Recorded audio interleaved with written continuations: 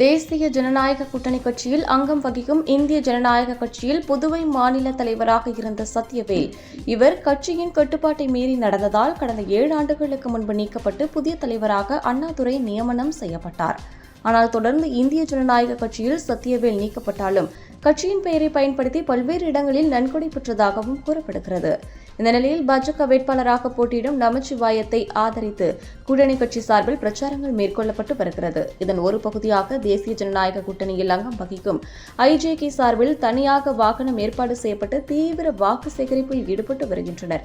இதற்கு எதிர்ப்பு தெரிவித்து ஐஜேகே புதிய தலைவரான அண்ணாதுரையின் ஆதரவாளர்கள் பாஜக தலைமை அலுவலகத்தின் முன்பு ஒன்று கூடினர். அப்போது அங்கிருந்த சத்யவேல் ஏற்பாடு செய்திருந்த பிரச்சார வாகனத்தின் பேனர்களை கிழித்து அவருடன் கடுமையான வாக்குவாதத்தில் ஈடுபட்டு ஒருவருக்கொருவர் சரமாரியாக தாக்கிக் கொண்டனர். பாஜக வேட்பாளரை ஆதரித்து பிரச்சாரம் செய்வதில் ஐஜேகேவினர் ஒருவருக்கொருவர் பாஜக தலைமை அலுவலகம் முன்பு சரமாரியாக தாக்கிக் கொண்ட சம்பவம் பரபரப்பை ஏற்படுத்தியுள்ளது.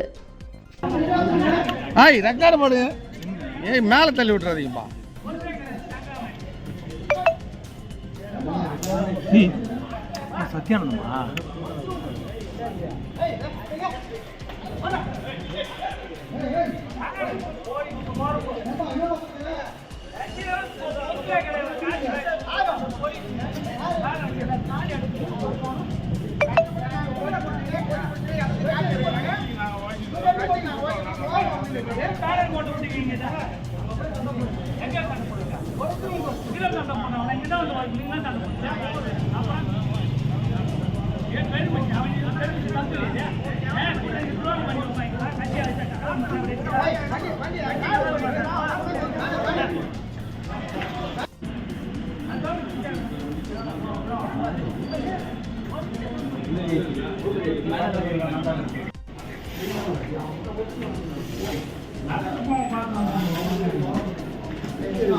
பணத்துக்கு நீங்க நடிக்கூடாது சும்மா இருங்க.